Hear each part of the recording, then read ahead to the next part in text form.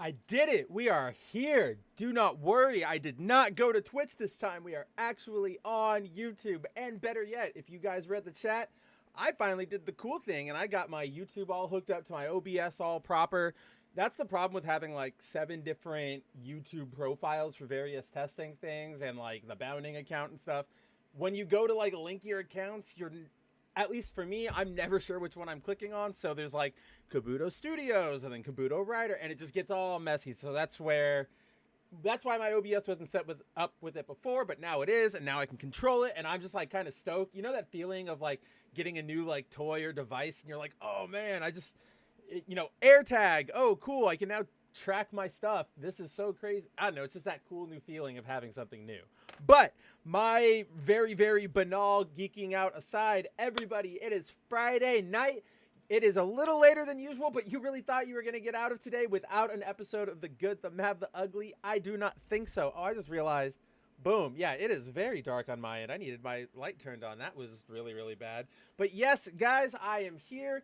It is another wonderful Friday. I'm really stoked to hang out with you guys. So, quick just spiel as to why we're late and also as to why we might be cutting a little short tonight.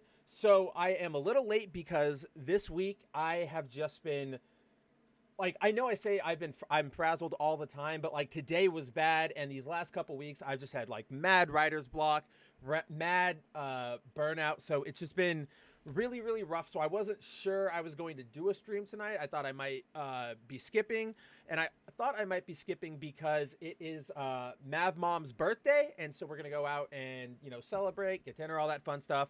I just didn't know when it was, and things fell into place. Blah blah blah blah blah. And as it turns out, I have a small gap where the stream time fits right in, so I get to hang out with you guys anyway.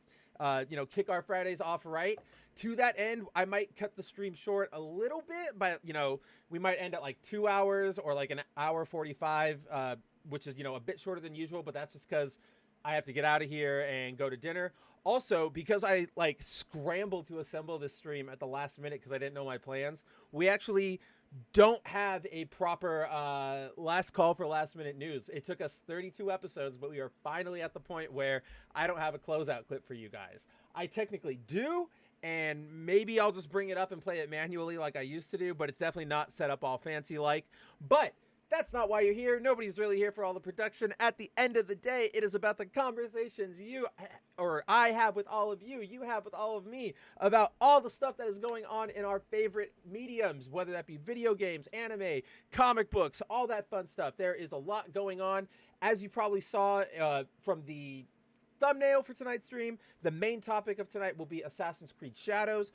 We're not going to talk a lot about it, or let me rephrase that. As you guys know, the entire point of The Good, the Mad, the Ugly is to sort of give deep dives into subjects that we don't normally get into around our spheres, talk different angles, obviously have a conversation with you guys. But to that end, we've all heard the bleeding about, Yasuke and everything coming from every corner of the internet. So when we talk about Assassin's Creed Shadows, I'm just going to touch upon other stuff, just some other topics, some info clarification, and just general thoughts on the Assassin's Creed franchise, because at this point I don't know why that thing is still going.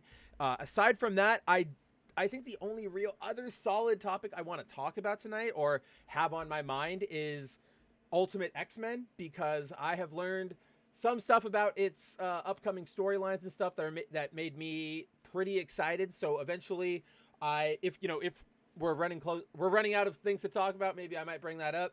But yeah, aside from that, as always, if there's anything you guys want to talk about, hit me up, throw it out in the chat. That's what this show is for. It's for all of us to hang out here and discuss and just have a merry old, a gay old time. Isn't that right, Andrew? Speaking of Andrew, let's go to the chat before we get started with anything tonight. And with that said, the first one here tonight was Corey, my man, saying, hey, Spencer. Hey, Corey, always a pleasure to see you. I think this is the first time you were like first.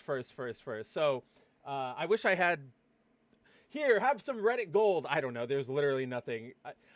It's cool. It's like, I think it's cool. I think it's neat. Like, I appreciate it. So shout out to Corey. Zero's here, my boy. Hey, if you guys haven't been following Zero, he's been streaming Dragon Ball Z Kakarot. That game is amazing.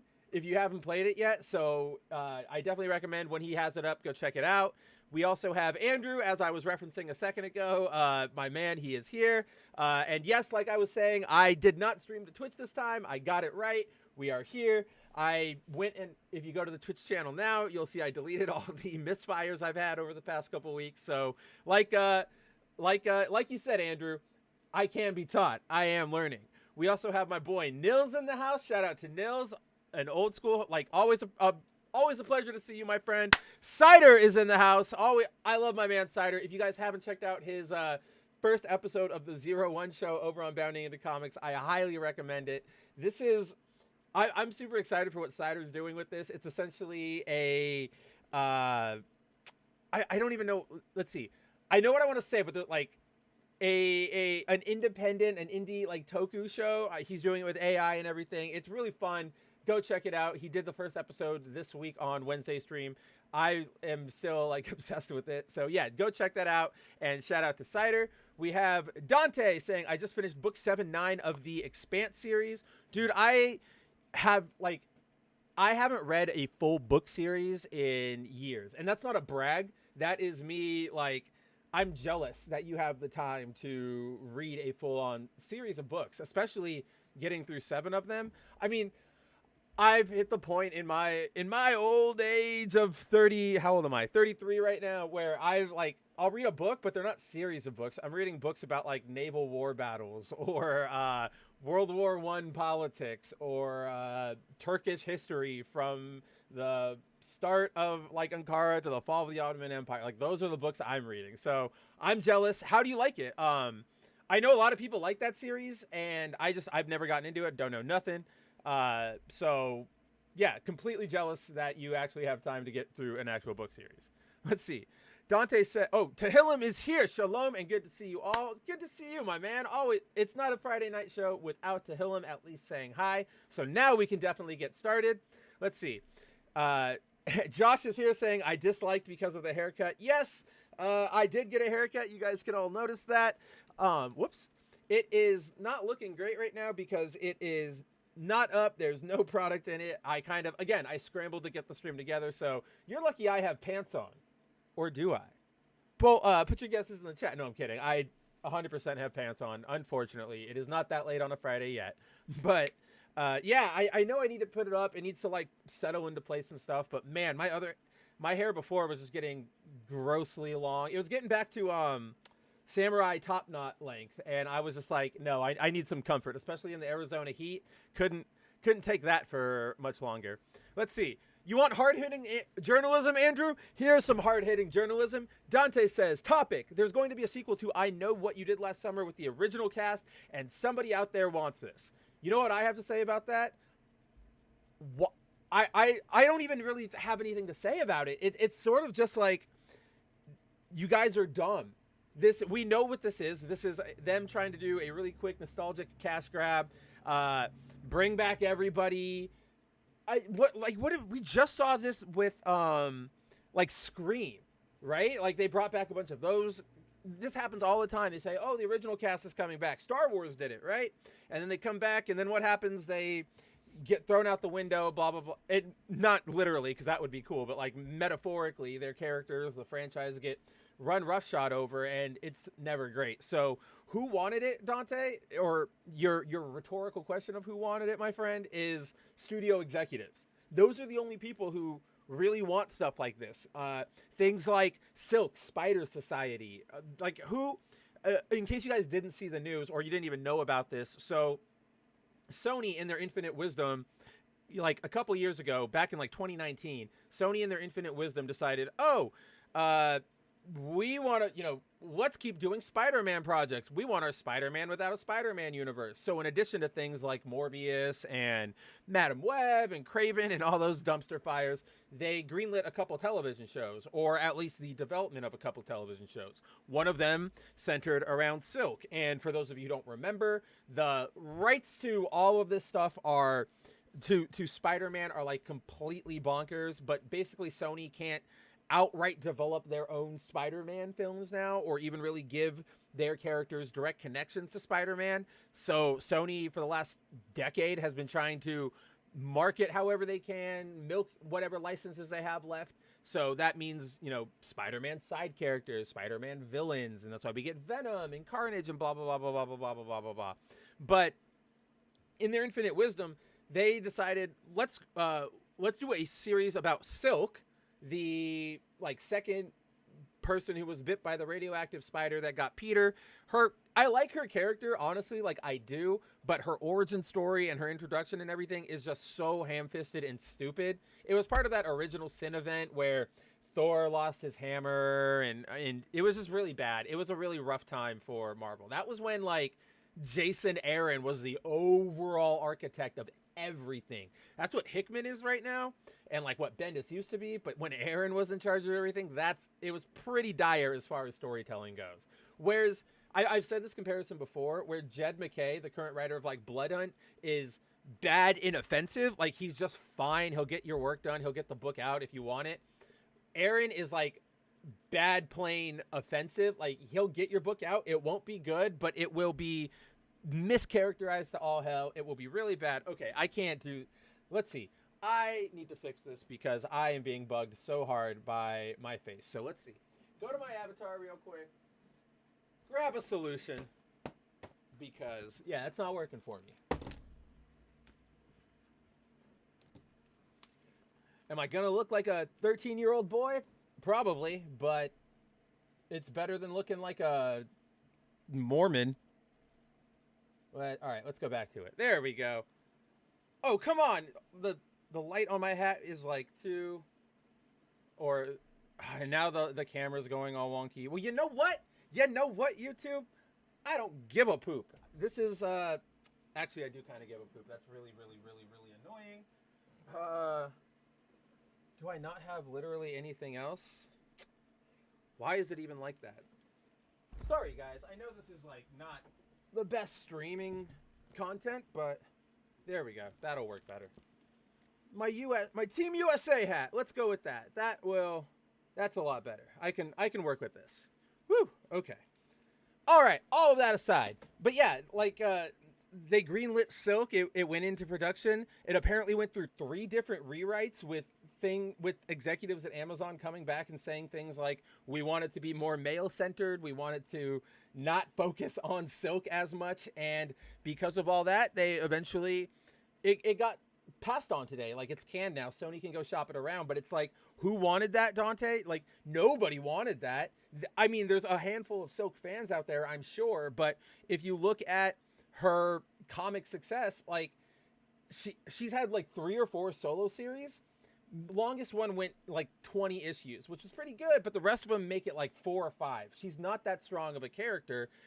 Of course, all characters are going to have their fans, right? I'm a Ben Reilly fan. Nobody would really, but I don't really expect anybody to give Ben Reilly the light of day, his own solo project, because I recognize we are a niche group.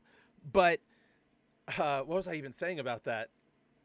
Yeah, when it comes to Silk, who wanted that? They only greenlit that because they thought it would make them money. That's what this all is. There's name recognition. They think they can make a buck, and they're going to go for it.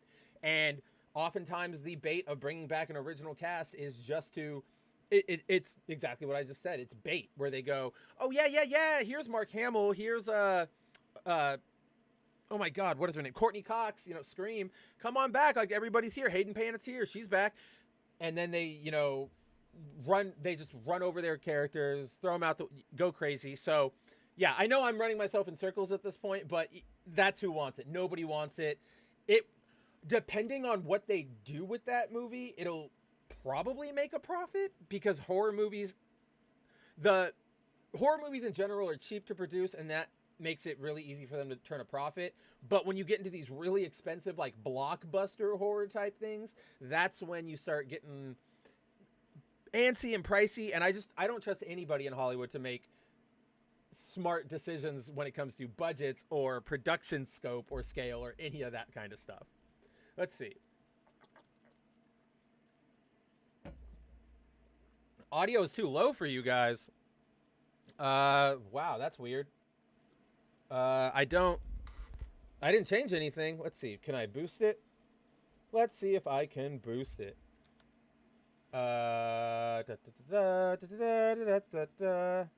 What Wow, desktop audio is like super low. So at least you guys aren't going to be hit in the face with anything loud there. But I can probably boost this at least a little bit. Do, do, do, do, do, do, do, do, do. We'll do it live. That's where we're at this point. That's exactly what I'm at. Let's see. Reeve is here. What's going on, Reeve? Timon is here. Yes, that is what I like to see. All of my friends are showing up, and we can hang out tonight. Let's see. Flat caps are stupid. I used to think that, but I think they look better. There's something about the bent where I like the bent if I'm playing baseball because it obviously helps, take the sun out of your head. But this looks cooler just in a fashion style for me. I also grew up in California, so this is what I was around. So I'm sticking with it. Let's see. Yeah, Dante says, I know what you did last summer, 2024. Still no Dread 2. I don't know why. We do know why. It's because it's the same reason Microsoft canceled all those games, all those studios last week, right? It's because if the number isn't going up, all the number crunchers at the top of these studios and companies lose their mind, and they will scramble to go, how do we get that number to go up? And Dread 2, moderate success, big reputational win for them because everybody loved it. Everybody who I've ever talked to is completely open for a sequel, and not just open, but like actively wants a sequel. But because it didn't, do Avengers Endgame levels of cash or whatever, or Batman, they go, oh, well, we can't do it anymore. There's no point. And I think, again, I'm a big advocate. I talk about this all the time, no matter what stream I'm on. I think in this day and age, a business's reputation and like their customer service, that is the defining element into how or why people are going to want to engage with you. So to if you keep putting out all these quote unquote big titles with superstars in them, but they are bad and they don't treat the source material right, or the actors are all just like anti-fan, that's going to hurt you in the long run, because when the history books get written, everybody will go, man, remember that period in like 2020 when all the movie studios were up their own ass? But you deliver constant niche hits. Here's a Dread, here's that Acme versus Coyote movie, all these things. You build goodwill with customers, and that gets them more willing to check out, take a risk on something that might be a little more bold or ambitious. And in this day and age, that's sort of where we're at. Trust needs to be rebuilt.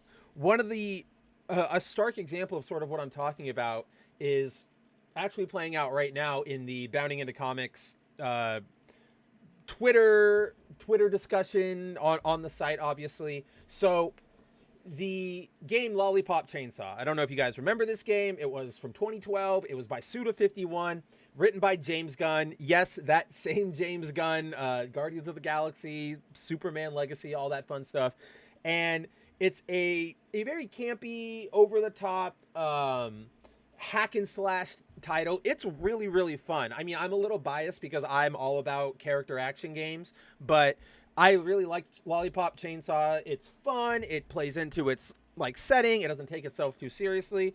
Good time all around. Good time all around.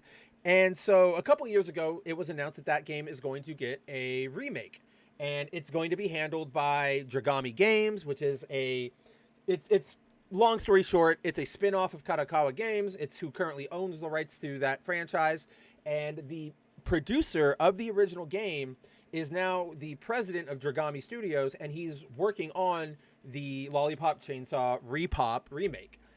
When that game first came out, or when that game was first announced, a lot of fans were rightfully scared that the game, because it's very fan service heavy, like, the main character is a schoolgirl in a cheerleader outfit who's bouncing around and swinging a chainsaw all the time. It's very much what you think it is. But at the time, when it was announced, fans were going, no, please, like, don't censor it. Don't change anything. We know how things are nowadays, with modern audiences and all that stuff. Please, we just want Lollipop Chainsaw. And so the producer, Yoshimi Yasuda, came out and he said, we hear you. all of us hear you, and we are going to work to the best of our abilities to not, or to like make sure this game releases uncensored. We don't want to change anything. It's going to use the same original scenario. We're going to add costumes and stuff, but we're not going to change scripts. We're not going to censor anything that was there before. And when he made that announcement, everybody was generally like, yeah, we did it. Like, that's what we like to hear. You're at least fighting for us. This is so great. No censorship. Fast forward to today, and all of the responses from people who I know responded to that article, the original article, with like joy and hope, are now completely burned and completely cynical, because Yasuda came out yesterday and made a tweet that was basically saying, we, the original staff, share your concerns about censorship, basically saying like, we don't want it to be censored, we're on the lookout for it too, we have no intention of doing so, yada yada yada. But because of Stellar Blade and that entire controversy, where that's what Shift Up said, no censorship, we're bringing it to you uncensored, this is what we want, and then it released censored with the outfits and the graffiti and all that fun stuff and the gore.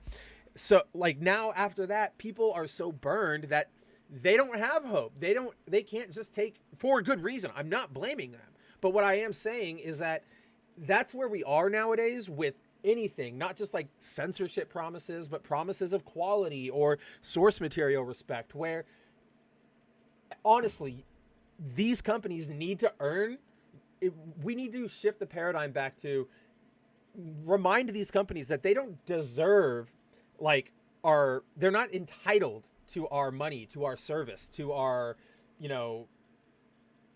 enjoyment of their product. Like, we don't have to give them anything.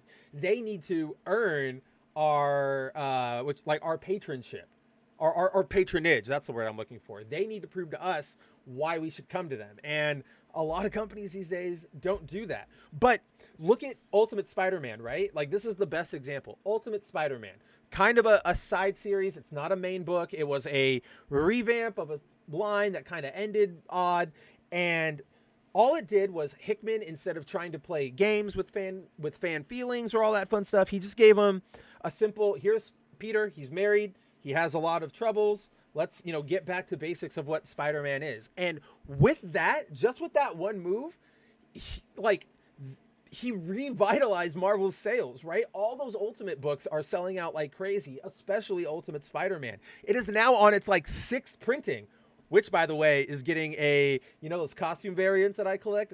Scarlet Spider, Ben's original costume, is finally getting an appearance on that 6th printing. So I'm going to buy that. And that will mark the first time I've ever bought a non-first printing of a book. Like, to me, if I don't get the first printing, I might as well just go buy the trade.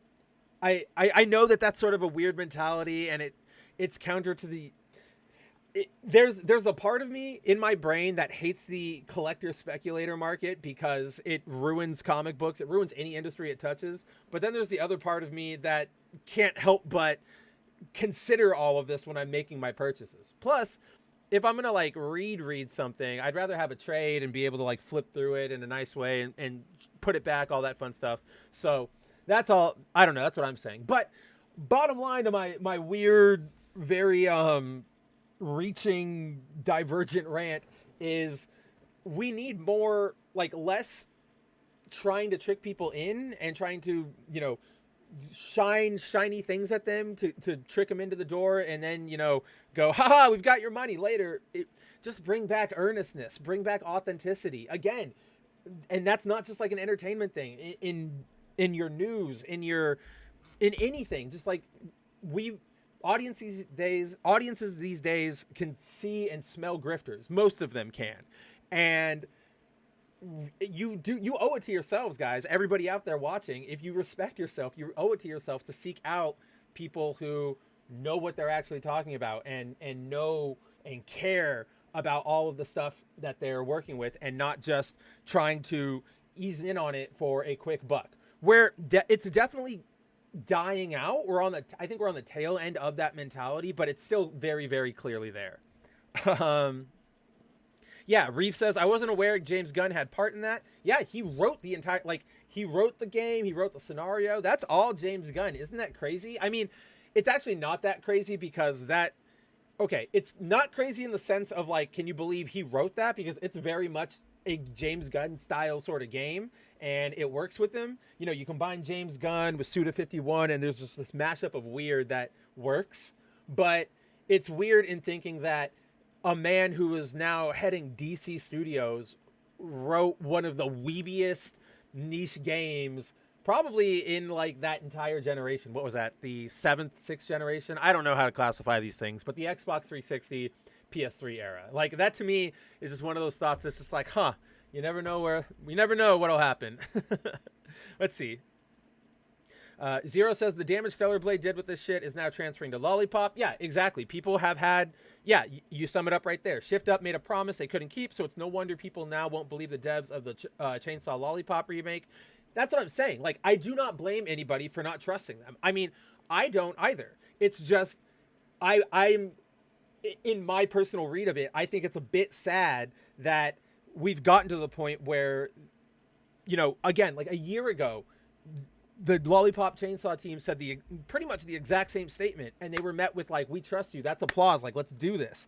But we've been burned so much now that we rightfully are distrustful of anybody who promises that. Again, don't pre-order things. Wait until things come out. Don't give, because if you pre-order, you're basically giving them money, and they're not beholden to you anymore. They already have it. Yeah, you could ask for a refund, but most people don't, because they go, "Oh, it can't be that bad," and then they get it, and it is that bad. So, yeah, just stay vigilant with your wallet, with your purchases. Don't just buy into the hype. And that kind of relates into our main subject, which we'll probably get into in like a second, because we're getting near there. But let's see. Timon says, yeah, ain't 616, don't care. I know you don't care. I wasn't necessarily talking about the stories, but I was saying, like, objectively, Ultimate Spider-Man and Black Panther and X-Men have put more interest in, like, or has generated more interest for like comic books in general than anything has in recent memory, right? Again, these books are on their 7th, 8th printings. They are selling out at every store you go to. It is bonkers what happens when you treat your fans with a little bit of respect. Like it is, or not even treat your or I mean, obviously treat your fans with respect, but also like commit to good storytelling. I know it's such a foreign concept, but that's what it is. That's what Hickman's doing. Instead of trying to, one of our readers over at Bounding Into Comics, they summed it up really well the other week, and I think I've been trying to say the same sentiment, and I think I've shared it, but they put it so succinctly that I'm stealing it from them. So shout out to them. I'll find you. We'll find a way to integrate credits into the show eventually. But essentially, you know, the last 2 decades of entertainment have been developed solely by people who are trying to get digs in at their imaginary bullies. And Hickman, in the sheer act of going, I'm just going to tell a story, he revitalized Marvel sales. Like, there's no other way around it. He did it so well. Like, I think this is so funny. I don't know if I talked about it on the show, because I think I might have had to skip the week of Free Comic Book Day. But on Free Comic Book Day, Marvel had a Ultimate story they released, and it was, you know, it has a bunch of setup for what's to come, a bunch of cameos, yada yada yada. We all know how those little teaser books go. But they also coupled it with the Free Comic Book Day story for Zeb Wells' Amazing Spider-Man, which is setting up that book. And I just laugh every time, because it's like, Ultimate is so good and selling so well, and Amazing Spider-Man is like the worst dog shit on shelves currently, that Marvel had to go, how do we basically trick people into try to trick people into checking out Spider-Man? Oh, let's couple them together with something people actually want to read. Andrew says, the difference with Repop is that it's not in the same position that would leave them beholden to any one publisher, because it's not an exclusive release, as far as we know. Yeah, so right now, all we know is that it's in development by Dragami Games, which is a subsidiary of Kadokawa, which, is not a big publisher. So there is a good chance that they don't, get hit with the same Sony BS or Microsoft BS. Again, only time will tell, and with the volatile nature of the video game industry as it is, anything could happen. Like tomorrow, Kadokawa could completely go under, and Shueisha could buy their manga sales, and their video game division could be bought up by Sony. Who knows? But as it stands, yeah, they are in the position to sort of dictate the rules. What they say goes, and nobody else right now gets to overwrite their vision. Now, where they might like come up against that issue is in the release of the game, because if they try, Sony can still say, hey, if you want to release it into the Sony ecosystem, so PlayStation 4, PlayStation 5, VR, whatever, you're gonna have to, I don't know, here's a hypothetical, cover up Juliet. She's gonna have to wear a full shirt now instead of her cheerleader's outfit. And we've seen this before, right? That's why Sony releases are always censored, and then Nintendo gets the regular one, because it's platform release specific rules. So yeah, there's a lot that could still happen. At current, I am sort of, just from seeing, I'm sort of willing to give them the benefit of the doubt. I will watch with bated breath to see how they pull it off. And yeah, I won't pre-order it. I'll wait to see what happens on release. Does it release censored? Does it not? Who knows? But that will be the deciding factor in whether or not I pick it up. Again, no pre-orders, no pre-ordering. We have Banana in the house. Evening, fellow nerds. No, evening to you, my friend. It is not a show without all of the gang here, and we finally have Banana. Oh, Reeve, you've got me. Yeah, 7th gen. I thought I was right, but then it gets like wonky after that, because there's like the Wii U, which is like halfway there, and then the Switch. So I just pick a console and say that gen normally. I just got very, very lucky this time.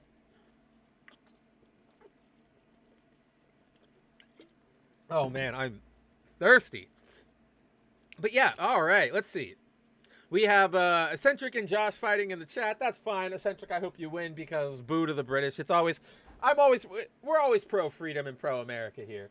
But with all that said, let's see, what beautiful graphic can I pull up for us all to look at today?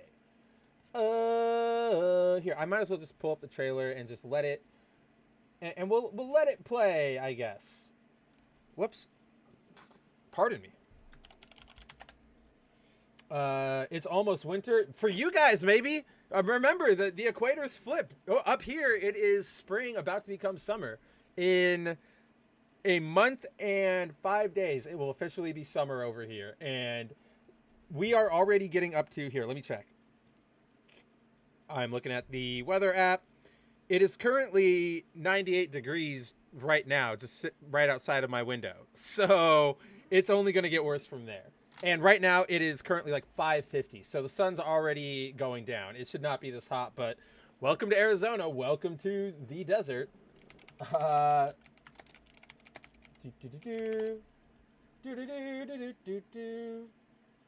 right. Yeah, we'll just pull this up. I guess we'll just let it play while we talk about it, or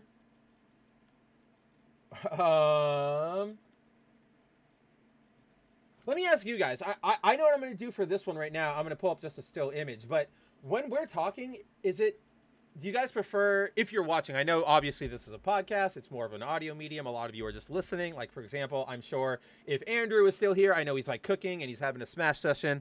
But if you're watching, do you guys prefer it when we talk and like when we go to the next layout and we watch things in motion, or do you prefer to like listen to me talk with just over a still image? Just let me know. Just production question. I have no idea. We can make things work either way. But with that, let's jump over to that layout just in case you guys need a quick reminder, and we'll start getting into the topics for tonight.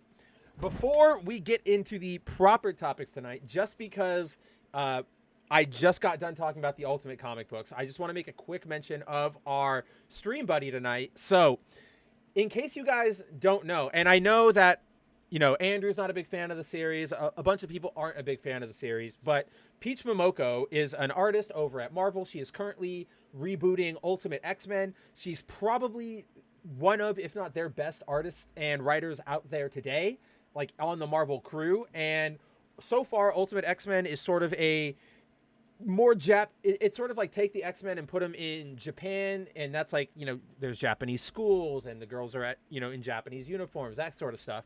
But I didn't really know where the series was going. We're about 3 issues in now. We're still, you know, ramping things up.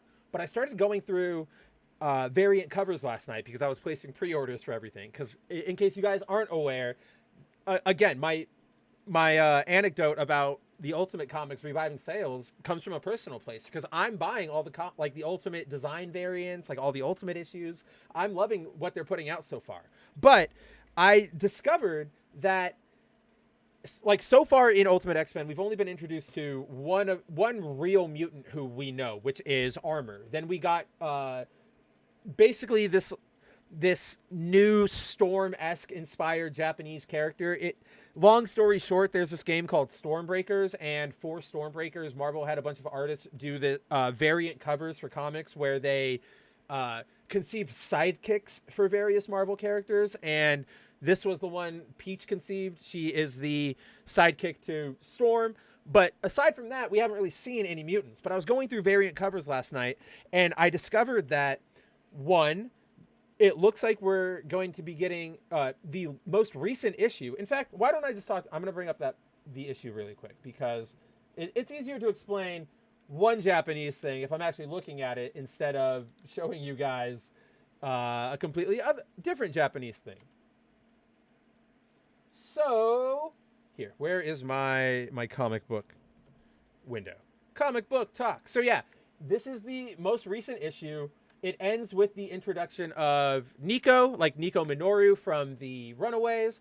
And then we have these 2 characters where, let's see, I know there's okay, so these 2 right here, the one, oh yeah, cool, my cursor is showing up, with the bunny ears and the eye patch. I learned that those are supposed to be Molly and Cyclops, like Molly Hayes from the Runaways, and this story's version of Cyclops, at least that's what it looks like. And then going through the variant covers, I discovered this cover, and that the character on this cover it's fucking Surge. So if you guys don't remember, like, there was this period in like the early 2000s of X-Men comics where they had this title called New X-Men, and not the Grant Morrison one, but it was about, you know, Cyclops and Emma leading respective new teams of X-Men trainees and leading them their way, and it was just really, really good. But one of the members was this blue-haired Japanese chick with lightning powers named Surge, and she's just been gone forever, and I really liked her during that run. She was one of my favorite characters.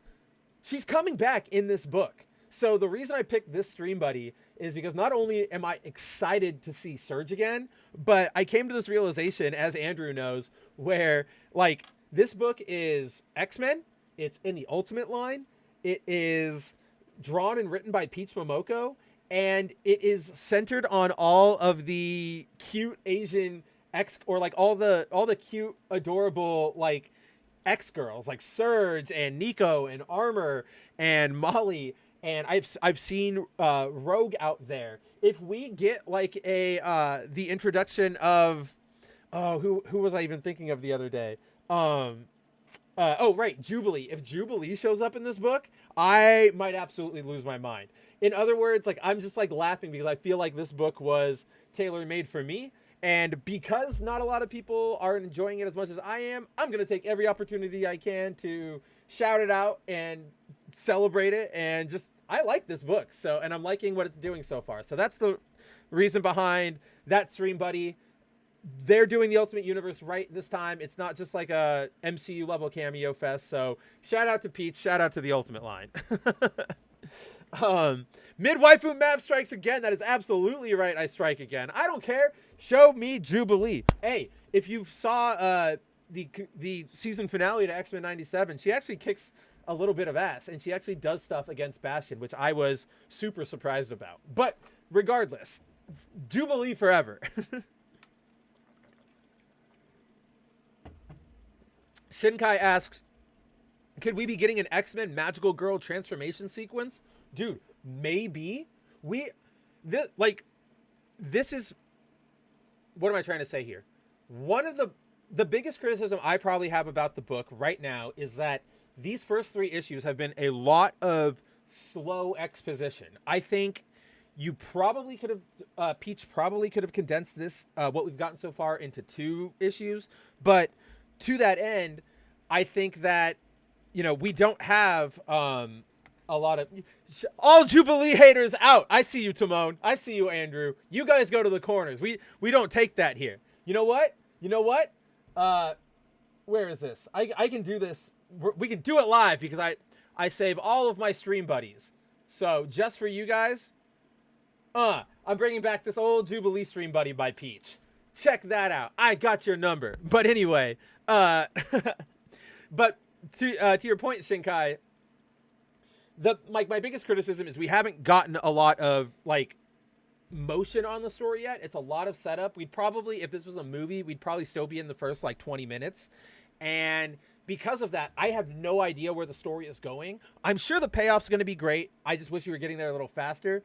But I think that that's a distinct possibility that we could be seeing something like magical girl transformation sequences for all of them. I mean, Armor already is kind of like that, or she's like magical girl combined with like Sentai, right? Which are essentially the same thing, just 2 different genres, because she has her little amulet, and when the amulet shines or whatever, it covers her in her giant red cool armor. So I think it's there.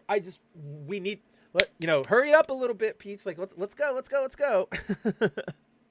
Let's see. May as well say you stand Negasonic. No way. I do not like Negasonic. I like the character in Deadpool. Like, I like how she plays off of Deadpool, but the character herself isn't really like anything special to write home about, you know? If anything, I like her girlfriend more. The one from Deadpool 2 and who's in Deadpool 3, who is supposed to be somebody, and I forget who it is, but I think she's a more fun character than Negasonic. Timon says, Jubilee has to improve a lot just to be bad.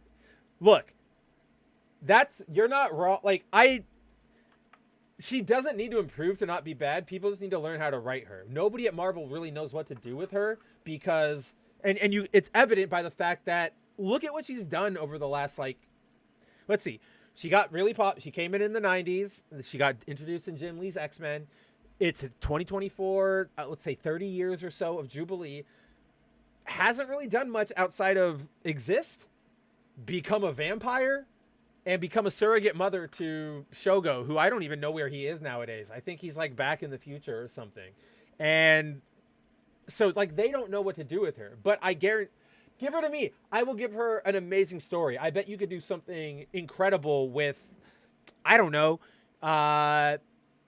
she gets, put out on her own. She gets abducted by an Orchis leftover. Who knows? Just something. There's a lot you could do with Jubilee that I think could be fun, because then you could have like, how does she use her powers? It's a thing I always talk about with anime and manga. Like, that's how I like my conflicts resolved, is people using their powers in different utilitarian ways instead of just like straight punching up. So I think there's a lot she could do there, especially if you play into like, what do her fireworks do? They can generate heat. They can generate electricity. They can, use the flash. There's a lot you could do there. It just takes somebody with an ounce of creativity to do anything with it. And they don't. I mean, what was it? Look, for example, and I bring this example up because I was just watching it last night for an article. Kill la Kill.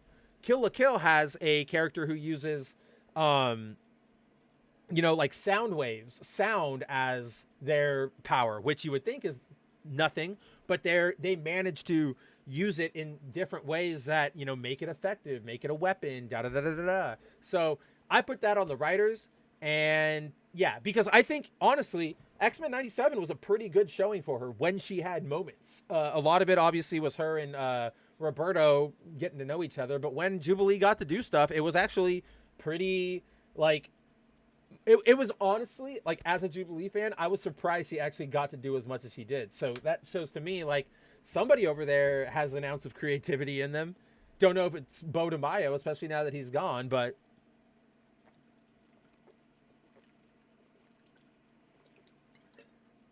Yeah, Yukino. Thanks, Shinkai. That's who I couldn't remember who it was supposed to be because purple hair. It always makes me think of like Jubilee and then like Betsy and then, uh, yeah. It just I never can remember who that is. That's a me problem. Um, Timon says that's the same excuse people use with Cyclops. I mean, it's true too. Cyclops doesn't get a lot of good writing, but Cyclops is okay. The difference with Cyclops and Jubilee bad writing is that Cyclops gets flanderized, where they don't know what to do with Jubilee whatsoever, so they're kind of like throwing her at the wall to see what sticks. You know, vampire, leader of a team, adoptive mother. Just any of this working? No. Okay, back to the drawing board.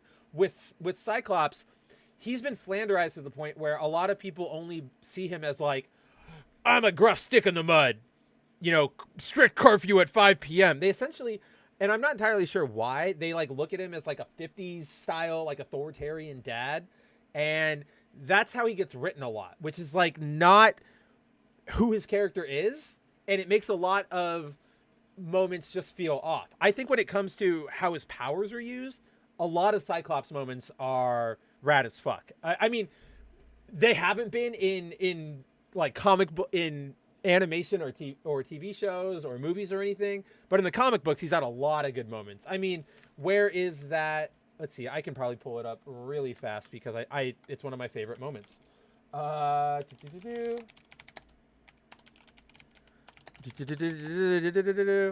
I would strippergram from Jubilee as long as she was finally of age and 18. Fine. As it is, she needs to stay in school and not do any of that fun stuff. Where is it? There it is. Okay, I knew I had the right number because oh man, please tell me I have it. I might not actually have it.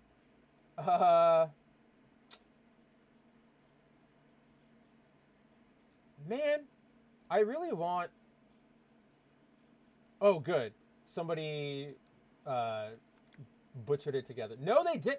Why is Google so stupid?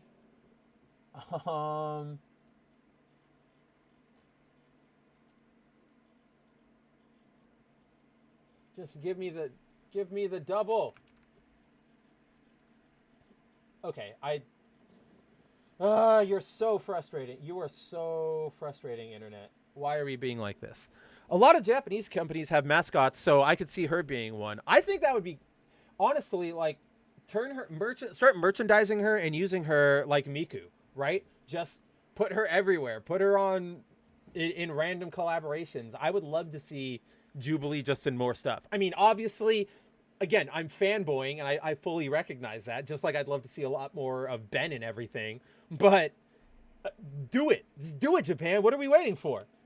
Don't take my word for it. Take, I don't know, merchandise sales. I'm sure it would just pop off like that if you started making merch sales. Okay, where are we? We have this. All of this just to show like one of my favorite Cyclops moments. Isn't that wild, my friends? So this is Astonishing X-Men Volume 2, Number 8, the run by Joss Whedon and John Cassidy.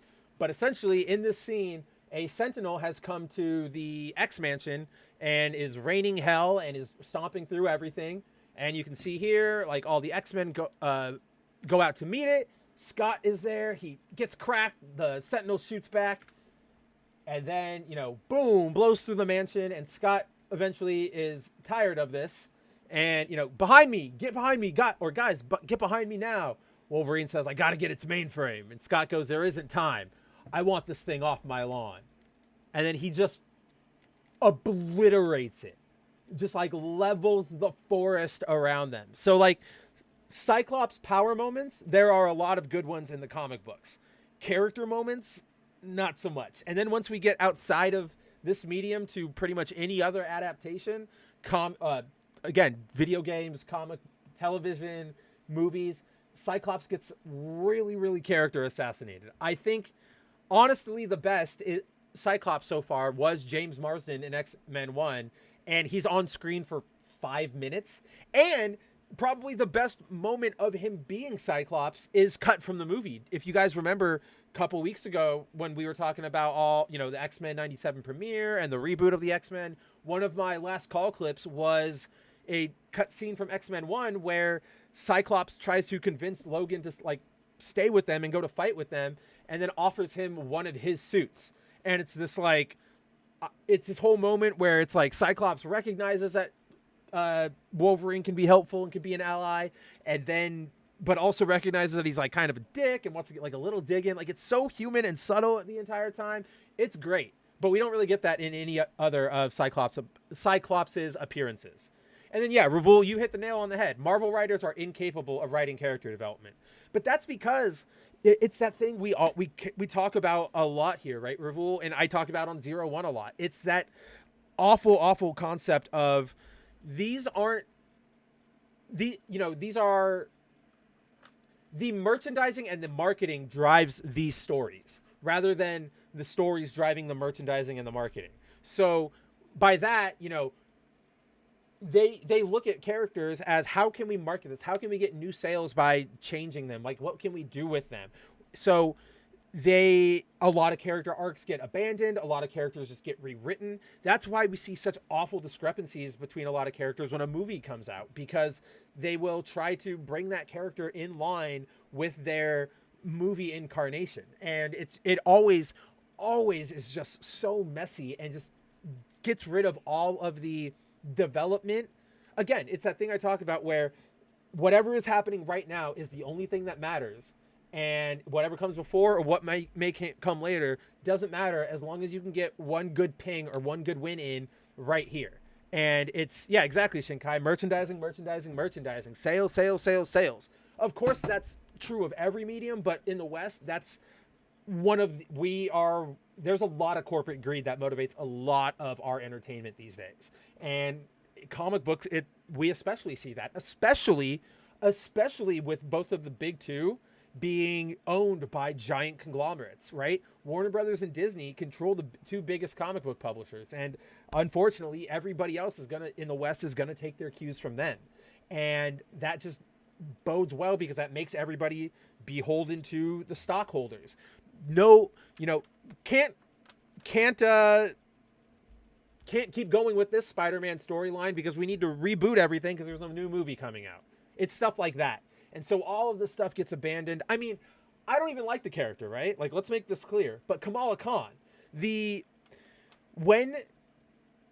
so for those of you who don't know, there was a writer, Cody Ziegler, who you might remember or you might know as the guy who gave Miles Morales his electric sword power. He did an interview a little while ago where he revealed that the decision to make Kamala Khan a mutant in the comics came from Kevin Feige, because Kevin Feige wanted the comics to line up with the MCU version of Kamala. Now, side note, Marvel has, come out since and said, oh no, that is never what happened. We let them act independently. But I'm sorry if I don't believe that. That is complete horseshit. There's no way there's not some semblance of truth to the story. But with that change to her character, all of the stuff Kamala went through, being an Inhuman and facing rejection and trying to tread that line between I'm not a mutant, but I'm kind of a mutant, all of that stuff thrown out the window, because now they can go, she X-Man, put Iman Vellani in movie because she X-Man. And again, I like Iman Vellani a lot, but it's just so transparent and so shallow that it doesn't help. Like, I struggle to think of any time where something was changed in like a comic book or a video game or whatever to be more in line with a live action adaptation, like a movie or a TV show, and it was universally accepted and brought into canon. I know that there are a few instances that are pretty obscure. I can't remember them off the top of my head. I think Superman flying is one of them, because I think that came in like the radio show or the TV show and it wasn't in the comic books. But for the most part, all of these changes get reverted after like a year and a half, because they rarely ever make sense to the character, and they're always executed in the worst ways possible. remember when Spider-Man came out, the Raimi movies, and they did the other with Spider-Man, and they turned him into like the spider totem and made him half spider, mystical arachnid, and half man thing, and that was the reason he was able to spin webs. Like, that was a disaster of a story. I have a very soft spot in my heart for that story because I was coming up into comic books and reading them at that time. Like, that was around the time I was getting back into them. So it's like soft spot, good nostalgic memories, but they're not good.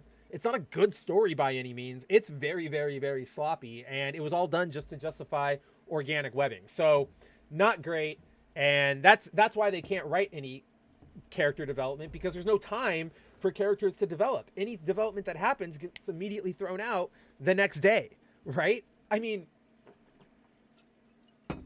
to go back to my mortal enemy, if you guys have read Zeb Wells' Amazing Spider-Man run, Nick Spencer, the run previous, was trying to undo all of the stuff from One More Day. He was reestablishing Mary Jane and Peter. He was showing they were a team. They trusted each other. And then Zeb Wells comes in, and all of that is thrown out the window for drama. And all of a sudden, Mary Jane doesn't trust Spider-Man anymore. She doesn't think he's ever going to... And it's just like, what the hell are we doing here? This is so bad. You guys were just... Nobody...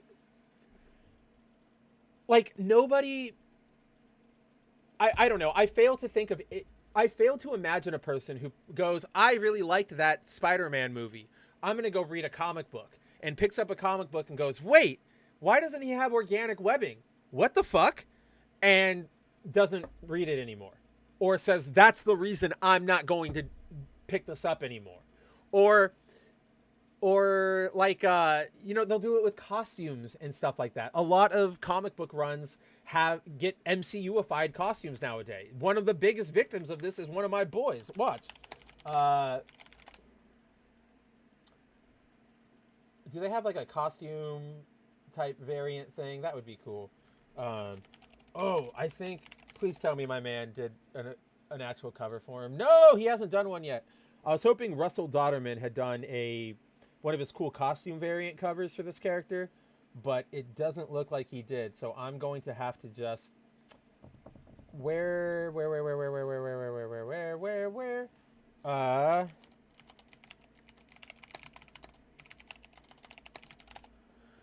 but Kamala's a mutant. No one can suck like that since the beginning. It has to be a mutant power. Like, I liked her like first 5 issues. Like, that initial bit of her run was okay. It was like, all right, I'm willing to see. You didn't blow me away, and you're retreading a little bit of old ground, but I'm willing to see where we go from here. And then they didn't know where to go from here, and it just spiraled mad hard, just mad hard. Let's see. Okay. Yes. Okay, I'm finally finding what I want to look at, or what I need us to look at. Woo woo woo woo. Woo woo woo woo woo.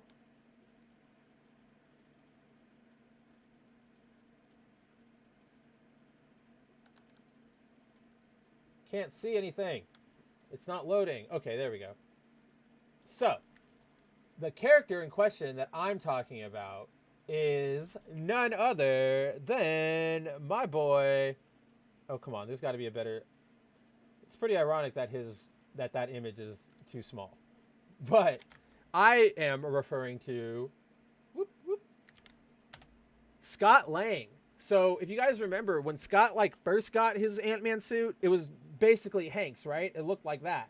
And then he got like a slightly cooler one. The one with like the black circle in it, where like this one, right? Not a bad suit, not like more original. Not bad. But then the movie came out, and we got, oh man, where are you? We got, this is what he's wearing nowadays, right? This very, very MCU-ified Ant-Man costume. And it's just such a downgrade.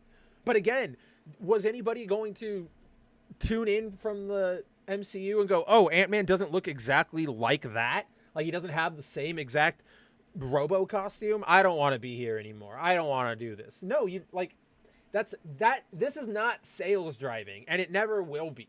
the best, this is what I've always thought this, but like the best thing that comic studios or anybody can do in these instances where they want to capitalize on a movie coming out and bring in readers to the comic book medium, start your own, like a new line either of comics set in that continuity, so people go like, oh, this is related to the thing I like. Oh, this is in the MCU. This is MCU comics. Perfect. I can pick this back up.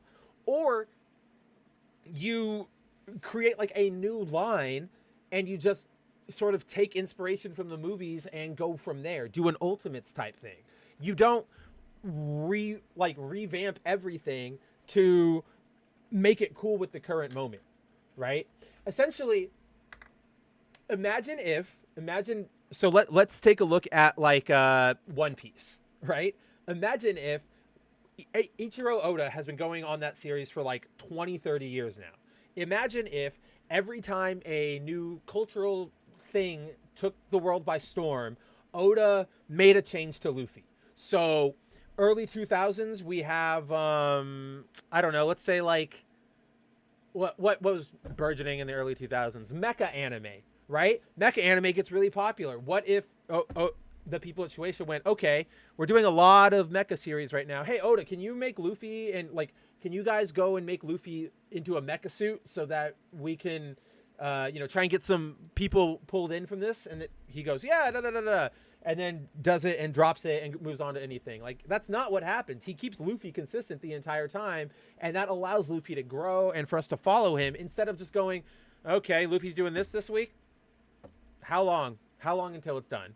I mean, the female character definitely does look a little bit like Megs, or like Mags. Shout out to Mags, by the way. I love that. I love that girl. She's always a good time. But now, at this point, I feel like I'm just like running myself in a circle talking about comic book synergy. It's stupid. Don't do it. I don't even know how we got here at this point. But I would very much prefer if Ant-Man and everybody were just their comic book characters. We don't need all of this stuff. But to put an end to that rant before I keep going and just bore everybody more, let's get back to the topic we were going to talk about. So, everybody by this point has heard the news about Assassin's Creed Shadows. We are finally getting a entry of Assassin's Creed set in feudal Japan, which is what people have been begging for years, because obviously the concept of ninja and assassins just goes so well hand in hand together. But with the reveal of Shadows, it was, we learned that instead of getting two native Japanese protagonists, we will have one Japanese protagonist and one protagonist based on the historical figure of Yasuke. Now, for those of you who don't know who Yasuke is, and I'm going to give this rundown, it'll be very brief. And you know what? To be honest, there just isn't much more to tell about Yasuke than what I'm about to elaborate on. So, Yasuke was a very real historical figure who, in the Sengoku era of Japan, traveled in the service of a Jesuit missionary to Japan. Upon arriving in Japan with that missionary, the man who would come to be known as Yasuke was known as, he caught the attention of Oda Nobunaga, because Nobunaga had never seen a black man. He was stunned by Yasuke's skin. By accounts, he tried, he had his attendants give him baths and people tried to paint him and all that stuff. And it was just this sort of like a sideshow to him where he was like, fascination, like, this is so crazy. Eventually, having grown to, be amused by his skin color and coming to find that he enjoyed the company of the man himself, Oda eventually went and asked the Jesuit missionary, hey, would you mind if could you give him to me? Could you put him in my service? Like, I want him to work for me. And the missionary, seeking to foster relations between Italy and Japan and the church, said, sure, he's yours now. Go for it, Oda. Oda took him into his court, gave him the name of Yasuke, and after that, he made him a retainer. Now, a retainer is a type of samurai, but it is not the same. It is not on the same level of what you would typically consider a samurai. So what a retainer is somebody who travels alongside a samurai proper and carries their swords, helps them in their duties. Essentially, their caddy, their bat boy. Now, that doesn't mean it was a disrespectful position. Quite contrary. Yasuke, as a retainer, he got land, he got a title, he was allowed to hang out in the city and roam freely, but he was not a samurai proper. The way I like to put it is that it's sort of the comparison between a doctor of literature and a doctor of medicine, where you're both doctors and you both have, you were both afforded some respect because you are both doctors, but one, there's an understanding that one of them is very much more deserving of sort of that title of doctor than the other. If you're at a party and somebody comes up to you and goes like, "Oh, hey, I'm a doctor," like, I'm Dr. Mav. Oh, wow, Dr. Mav, like you're a medical, that's crazy. Oh, no, doctor of literature. You would go, this guy, this fucking, like, who likes that guy? Who likes that guy? Nobody likes that guy. I mean, yeah, if you're at like a professional thing, you can give your credits, but to like introduce yourself as a doctor, like nobody likes that guy. But so that's what he was. Eventually he was Yasuke got promoted to being like a page boy, which was a messenger for Nobunaga. But that's sort of that's all his status amounted to. Yasuke didn't really fight in any battles except for one, which was during the Sengoku area, during the rebellion where Oda Nobunaga was killed. After his master was killed, Yasuke ran to defend Noda Nobunaga's son. He ran over to his house and stood in defense of his son and his family. But he was bested by the troops, or by the enemies, seized by the enemy commander, and or the leader of that group, and then brought before the enemy commander. And the leader said, "What do we do with him? What do you want us to do? Kill him?" And the commander basically went, look at him. He has black skin. He is an animal. He is a beast. He doesn't know what he's doing. He's just swinging a sword. Go put him in prison.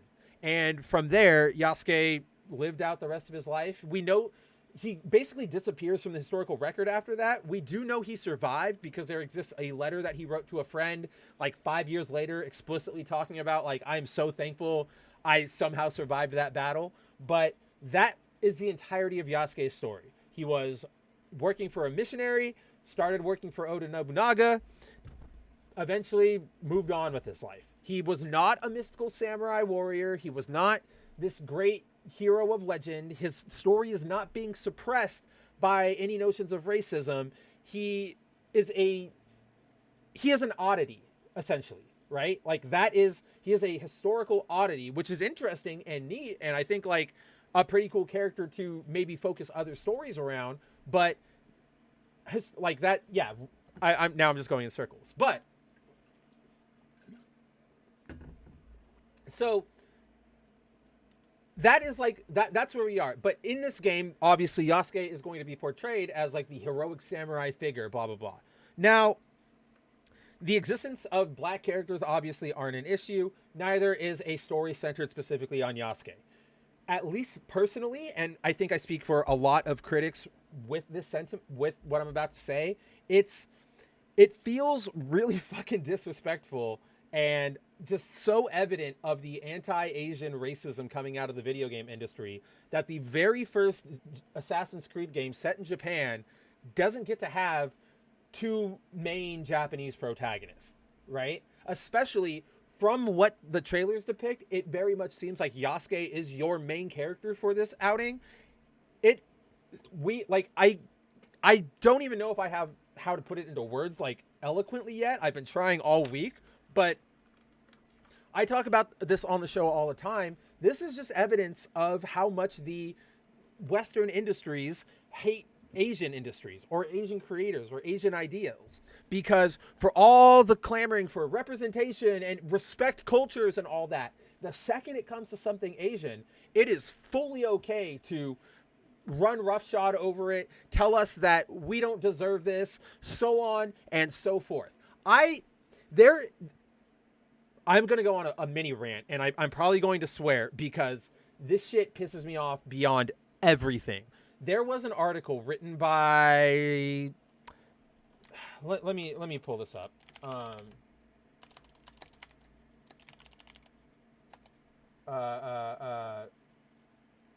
Okay, yeah, it's this jackass. It was an IGN article. I'm sure now that I'm bringing it up, you all know what I'm talking about. But it is this. So this writer, his name is Matt Kim. He writes for IGN. He wrote this piece, basically going, "Let's not pretend we're mad. The new Assassin's Creed Shadow Samurai isn't Asian." And he basically gets into this whole like it's right here. His main point is the main grievance I have as an Asian American in games in regards to representation isn't the lack of it, as evidenced by the Wikipedia page full of Asian fighters and ninjas and samurais, but rather the lack of diversity therein. I previously reported in a story about Asian American game devs and representation, we are not a monolith, and I, a Korean American, don't gain a sense of representation by seeing a Japanese samurai or a Japanese ninja or a kung fu master or ancient gray-haired mystic for that matter. Like, first of all, get the fuck out of your head. Like, you guys, I'm sure you probably heard it boiling in my voice as I was reading this, but like, this guy is so up his own fucking ass. He's in literally like the same breath, he's going, Asian American representation, but we're not a monolith. But we shouldn't like this representation because we're all just samurais. We're not a monolith though. And it's just like, get the fuck over yourself. And then even this, right? Like, there are so many different games out there that don't have Asian characters as their, or sorry, like as stereotypical roles. I mean, fucking any anime game out there. Stellar Blade was not about samurais. It was about explorers. Metal Gear Solid has a super spy. There are various avenues of representation. And the fact this is very fucking clearly this brain, like this critical theory poisoned fucking neoliberal idiot trying to justify why it's okay to override Japanese culture and history. Also, this is my speculation, but given that he is proudly Korean American, I'm going to bet that he probably has some level of leftover family resentment from what the Japanese did to Korea during World War II. Again, really fucked up, but that shouldn't be influencing how you view people's works today, especially when they're unrelated to anything that happened back then. So this guy is just like up his own ass. He's going on, like, he's ranting on Twitter about, oh, I'm sorry that I want to be represented as more than just a samurai. We should be looking better for ourselves. And it's like, do not fucking act like I don't remember all the hubbub around Shang-Chi, where everybody was going, Asians, finally! Yay! Asian Marvel movie! And it was because he was a fucking kung fu fighter, right? Like, get the fuck over yourselves. Don't look me in the eyes and pretend like you didn't do this shit with Iron Fist, where you went, Iron Fist is white. That's cultural appropriation. The mystical kung fu fighting hero, that has to be an Asian person. Like, fuck you. This is such bullshit. And you know what? It's racism pure, like, through and through, because no other Assassin's Creed game did this dual race swap bullshit. You know, there are 2 games, I believe, where you play as someone who isn't particularly from the native region that the game takes place in, which I believe is, I want to say, Brotherhood and Black Flag. I know Black Flag, you're Edward and you go to the Caribbean, so it's a little muddy there because it's also like set in England and it's that whole time, so that's a little muddy. But then I believe the other one is like you go from like Italy to somewhere else. But most of the time you get your, Assassin's Creed Origins takes place in Egypt. You get your Egyptian assassin. What was the new one? Mirage takes place in Baghdad. You got your Baghdadian assassin.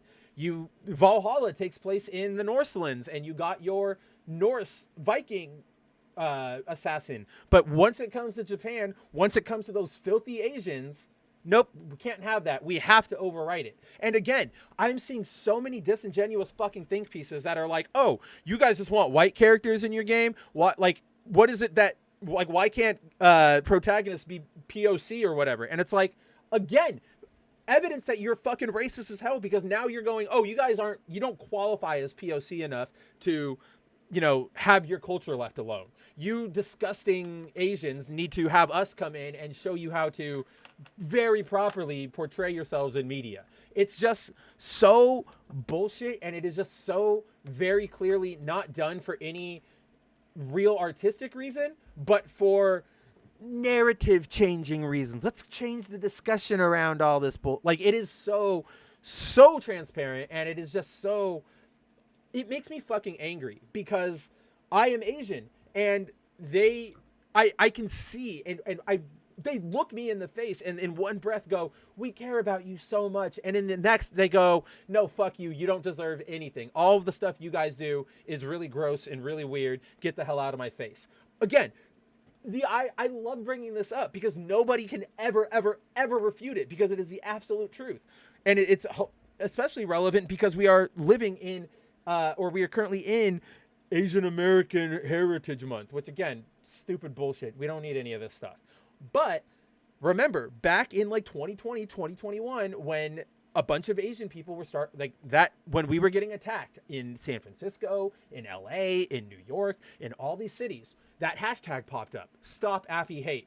We got to protect our Asian American, Americans. We have to stop this racism. This is the Wuhan flu stuff. This is, we need to stop these narratives.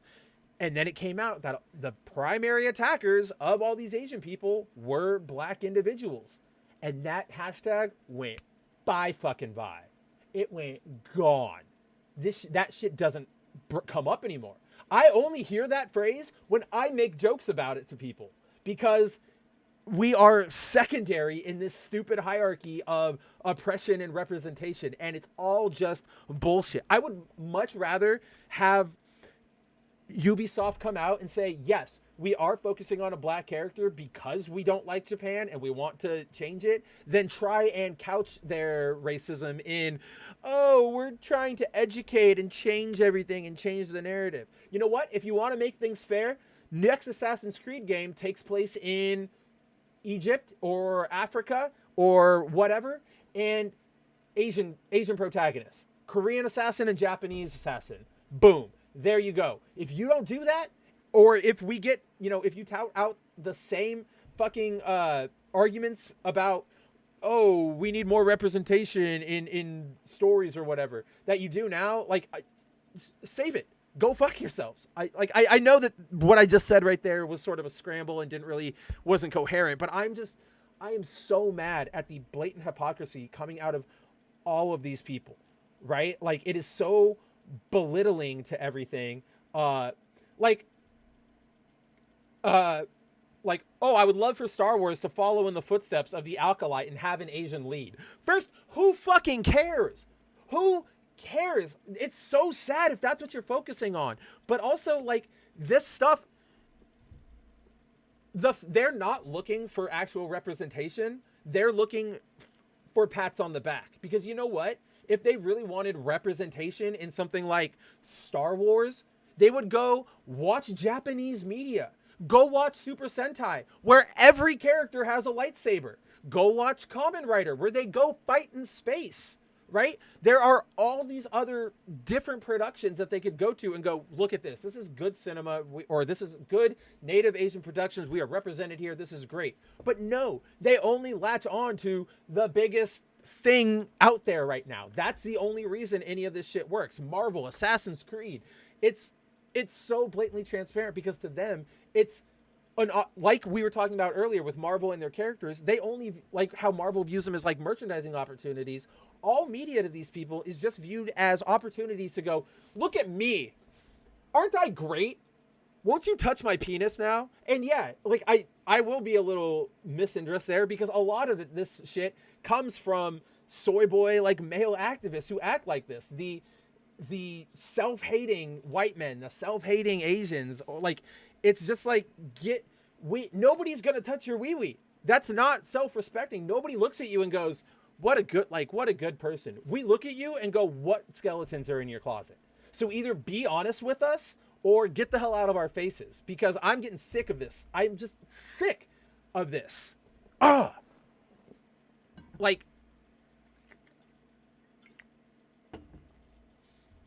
Yeah, I'm sure my thoughts will come to me. So I'm going to go to the chat for a little bit before I just start swearing at everything. Let's see.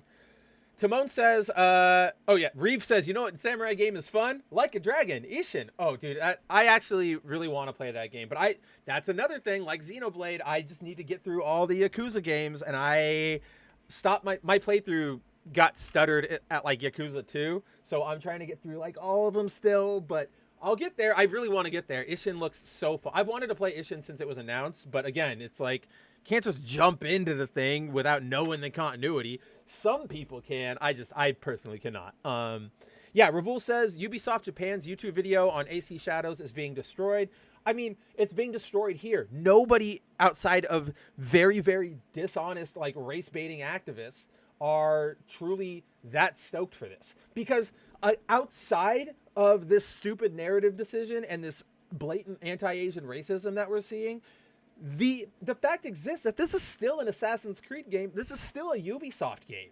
They haven't made like a banger of a game, or at least a game that showed any level of ingenuity and creativity in years. Far Cry 3, right? Maybe the first like Watch Dogs.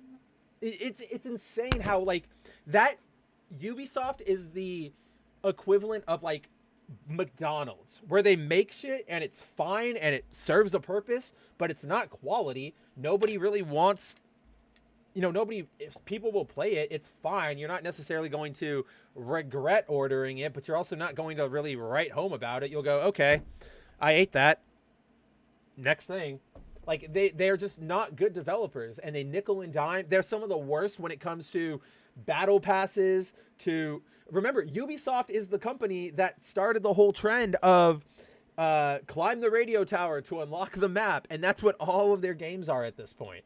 So I think between that and their narrative bullshit, like this game is just, it's not, unless we see something out of the first gameplay footage that is just revolutionary, I don't see anybody really getting more hype for this than standard, right? Like outside of fanboys. Again, the game's going to have some hype because it's a popular series, but I'm not seeing the same vibes that I saw around other titles, even discourse aside, because at this point people just know, all right, Ubisoft game, great. Might as well read the story summary in the wiki.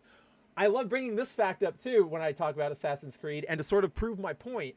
Remember, the first like 3 or 4 games in the series, I forget which one it drops off on, but remember, this game in the real world used to focus on a guy named Desmond, and that was the guy who was the ancestor of like Ezio, of Altair, like all those guys. And main focus, going up against the aliens and everything, the Isu. That story, once it gets dropped by like Assassin's Creed 4 or 5, that story is gone, and it only gets wrapped up in a comic book. Like a comic book miniseries that they don't even really like mention is like that closely related to the plot. It's tied in, but you have no idea that you're getting the ending to the first story in this like random side story. It's like, it's so bizarre whatever they decided to do with that franchise. That Assassin's Creed is essentially the video game version of a comic book series where it keeps getting rebooted and just continued on with new ideas just to keep it fresh, without anybody really paying attention to what they're introducing or to where this is all going to lead. And here's a new character, here's a new reboot. Oh, aren't you excited for this? Here's this Spider-Man. Are you excited for a new Spider-Man? Are you excited for a new Spider-Man? Are you excited for this other new Spider-Man? Like, that's what they're doing at this point. And it's exhausting. And add to the fact that we know that this game is going to have a battle pass, and it has the various tier offerings that a lot of these stupid games have nowadays. And it's just like, we are in such a dire spot in the Western video game industry that I feel that outside of like 14-year-olds, anybody who is able to read like IGN, even for as propagandistic as IGN is, like, they can get a read that the industry is not in a good place with all the layoffs, with all of the video games crashing to the ground. I mean, again, Suicide Squad was just an immense failure. Unfortunately, like Final Fantasy 16 and Rebirth and all of them, they didn't sell as hot as Square was hoping. And it's just like, people aren't dumb anymore. We are not. It's sort of the same reason why politics have gotten so stupid nowadays, right? Where back in the day, if something happened or, somebody said something, you had to rely on newspapers or the news to sort of tell you what happened. So narratives were easier to control by PR teams or politicians or whatnot. But nowadays, a politician comes out and says, oh, no worries, everything is completely fine here. You have 700 people because of the access of, technology and the internet who can go, we all just recorded videos. No, it absolutely isn't. Like, okay, the derailed tanker is exploding behind you. What are you trying to pull on us? And so that leads to this growing distrust between the institutions and the customers and the people, because the institutions all think they can still get away with it, but we're over here going, no, we've caught you. To borrow a stupid phrase, we're going, do better, Senator, right? Timon says Yasuke was a footnote in Japan's history. If that, dude, if even, okay, there is, check this out. There is a story it's an American story. What is his name?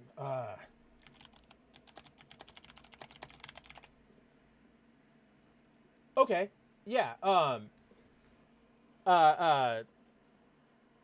What's his name? Okay. Do you guys remember the name of, so in America, there was this, how do I explain this?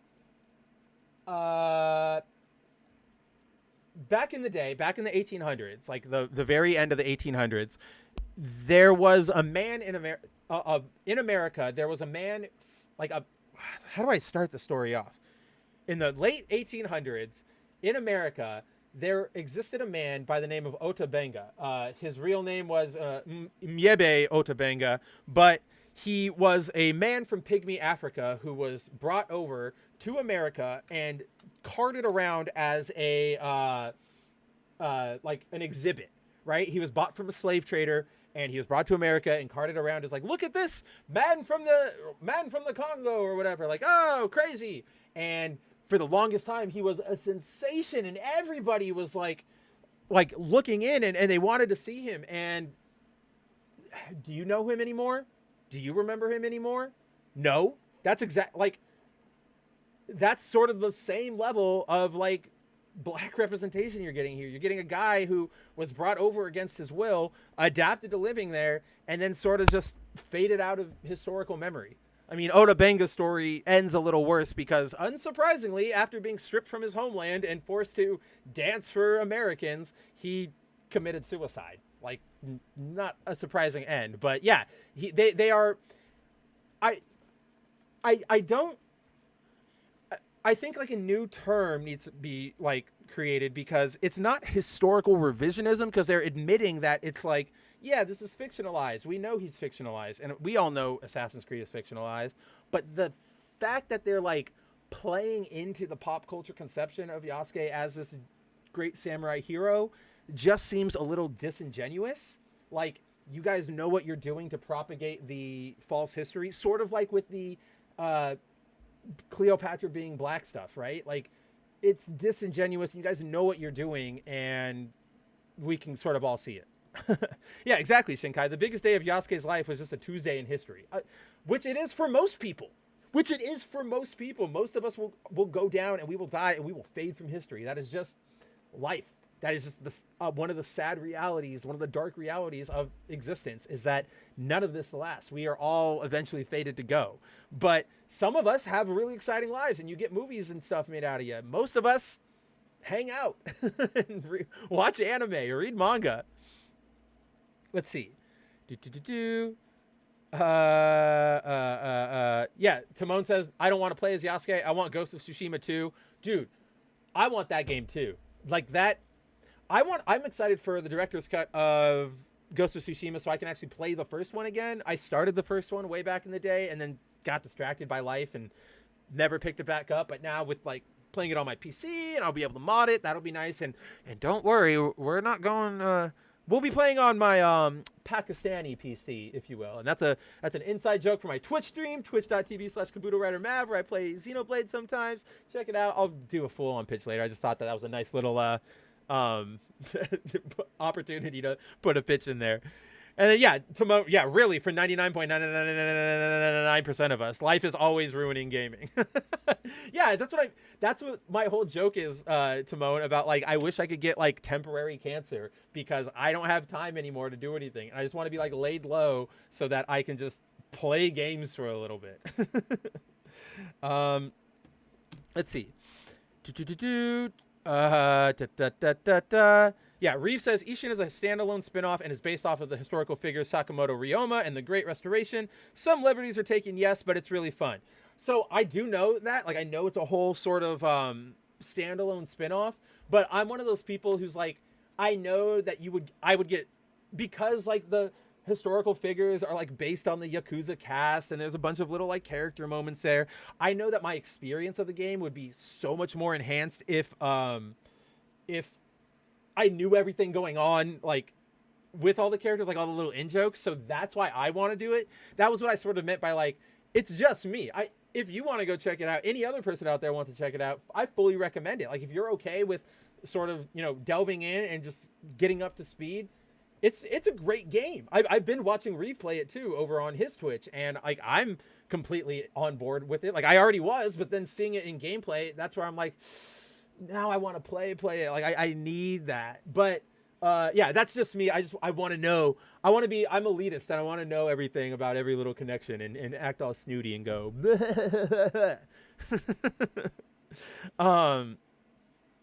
yeah, Ubisoft also listened to non-fans that liked God of War and Batman Arkham rather than Arkham City fans.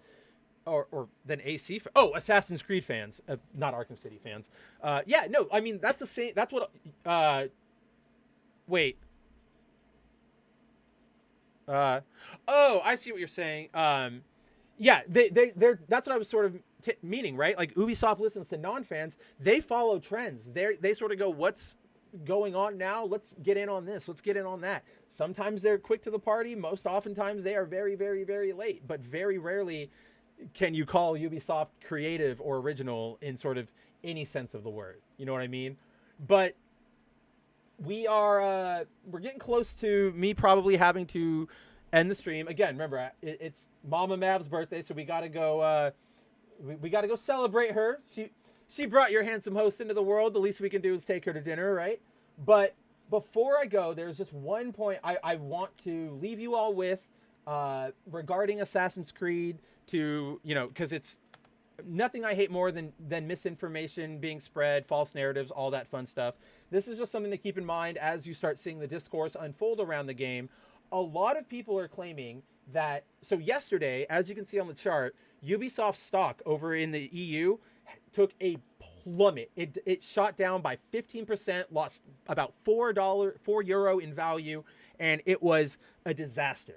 A lot of outlets have started running with the narrative that this is in response to Assassin's Creed Shadow. Look, wokeness is causing stock prices to drop. Oh my gosh, they're on the back end of they're doomed.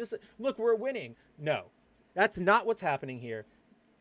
Stocks and investors and all that, they don't give a shit about culture war stuff until it starts affecting the bottom line. All they care about is line go up. That's why we need to do things like vote with our wallets and so on and so forth. And that's why boycotts are more effective than just like awareness campaigns, right? So essentially, what I want to clarify to you guys is that this drop is not in response to Shadow's announcement. It is actually in response to the fact that they had an earnings call yesterday, and in that earnings call, Ubisoft admitted that they were going to fall short of predicted like cash like pull-in expected revenue for the next year by like $20-30 million. Like, it's really bad. It's I'm not going to bore you with the business terms because I really could, because that was also what I majored in college, but suffice to say, it was not a good showing for Ubisoft during their call. So as a result, it all fell. Nothing to do with the game's criticisms. Doesn't mean we should stop trying, you know, making our voices heard and raising awareness and calling this stuff out. But let's be very clear. The stock did not fall because of the announcement. The stock fell because of a completely different reason. Assassin's Creed Shadow won't have any effect on the Ubisoft stock until the week of the game's release, where it'll probably raise a little bit, and then depending on early sales numbers, either fall or rise, and then the eventual earnings call for the period that game releases, at which point they'll confirm whether it sold well or sold bad, and that will go into the collective consideration of investors and analysts as to whether they want to hold on to their stocks or not. So, like, guys, like, obviously I'm here. I hate all this neoliberal virtue signaling crap as much as the next person, but I got into this game because I was sick of false narratives and lies and all this stuff being spread around. So I would be doing a disservice to myself, to you, to everybody who just wants video games to be fun again if I didn't do my part to try and correct the record whenever, you know, information like this gets out. And again, I'm not showing this off or making this tweet because I want engagement numbers or any of that. I don't have Twitter Blue. I don't care about that shit. Let's get everybody on the same page and arguing from the same page so that we have less holes that can be poked by our opponents. Because you know what? I guarantee you, the more people start, if this becomes like a popular talking point and people go, look, Shadows caused a drop in stock prices, all the people who are in support of Shadows and this sort of narrative bullshit, they will be able to point and go, it is very clear that that's not what happened. And why should we take you seriously if you can't present the facts right, if you're just going to leap to make assumptions? And that hurts all of us. Yeah, exactly. Zero Dozer says, JDA, meanwhile, making an inflammatory article about this and making no effect to hide his bias. I mean, that's what I'm saying is dig into your numbers, get your sources from like reputable places. Don't fall. Oftentimes, if a story seems too good to be true, it very, very, very much is. And you should look into something past the headline. So just wanted to leave everybody with that. I want, you know, I'm not excited for this game. I'm not a supporter of this game, but I am a supporter of the truth. So let's all step back for a minute, breathe, and what's the right word? Regroup, for lack of a better term. I have no idea. You guys know what I mean. It is officially the end of the stream, and now I'm just babbling. So, yes, we will be cutting the stream. Wow, this will probably be the shortest episode of The Good, the Mad, the Ugly yet. We are coming in at 1:40. And yes, if you're just joining us or you're coming into the VOD late, the stream is being cut short tonight because it is Mav Mom's birthday and we're going out to celebrate. So nothing bad, nothing wrong. I just still wanted to be able to hang out with you guys, talk about some stuff, you know, kick our Fridays off right before, you know, with the window I had. So I'm glad that, you know, everybody tonight was able to stop by for the show and hang out with me, from Tehillim to Timon to Shinkai to Ravul to Josh to Zero to Andrew to Corey to Reeve to everybody else who was watching in the VOD. I know there's at least like 40 or 50 of you out there. From the bottom of my heart, I am so thankful that you guys hang out with me. You guys tune into the show every week. Again, you know, without your guys' support, I wouldn't be able to come here every week and host this show, and I look forward to it every week. So thank you. I look forward to hanging out with you next week. As always, same Mav time, same Mav channel for another episode of The Good, the Mad, the Ugly, 5 p.m. Pacific time next Friday. As always, we have no idea what the topics will be, but they will come with the week, as always. So who knows? It's going to be a blast. Let's see. Yay, yay, yay, yay, yay. As always, you can catch me right here on Twitter at Kabuto Writer Mav. If you're new to the show, hit subscribe to the channel, hit the bell, all that fun stuff. You know, I hang out here pretty often, every week at least. If you want more of me before then, obviously you can catch me Wednesdays on the Bounding Into Comics channel on the 01 stream, 9 p.m. Eastern time. I hang out with Josh Berger, Cider Hype, and Jacob Smith of Society Reviews to break down the biggest news of the biggest pop culture news of the week. So that's where you can hear us talk about, you know, Marvel, DC, all the bigger stuff. This show, obviously, for more niche topics like anime, manga, toku.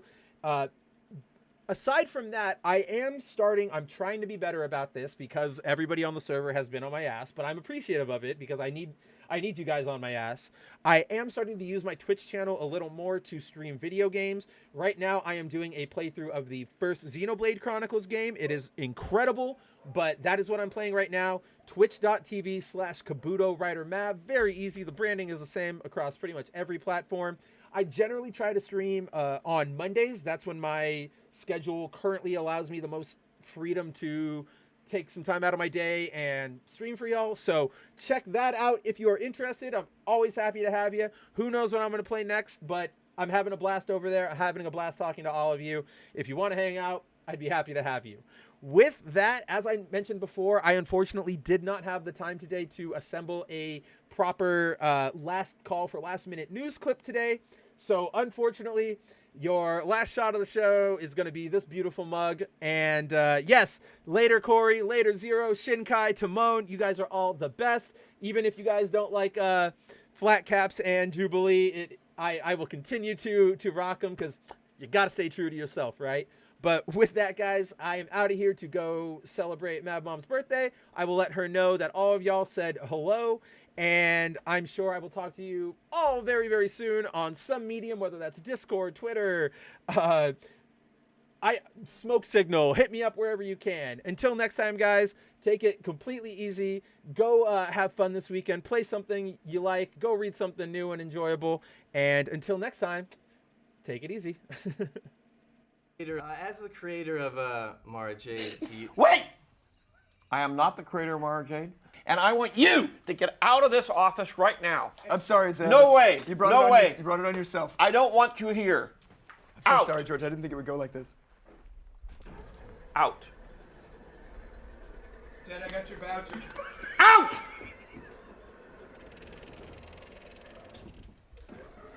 There. I'm sorry about that. I'm so sorry. We'll have him like burned and we'll I don't execute even him know and who burned. that guy is. So I sit there all day long. as the creator of Mara Jade, Wait! I am not the creator of Mara Jade, and I want you to get out of this office right now. I'm sorry, Zeb. No way. You brought No it on way. You brought it on yourself. I don't want you here. I'm so Out. sorry, George. I didn't think it would go like this. Out. Ted, I got your voucher. Out!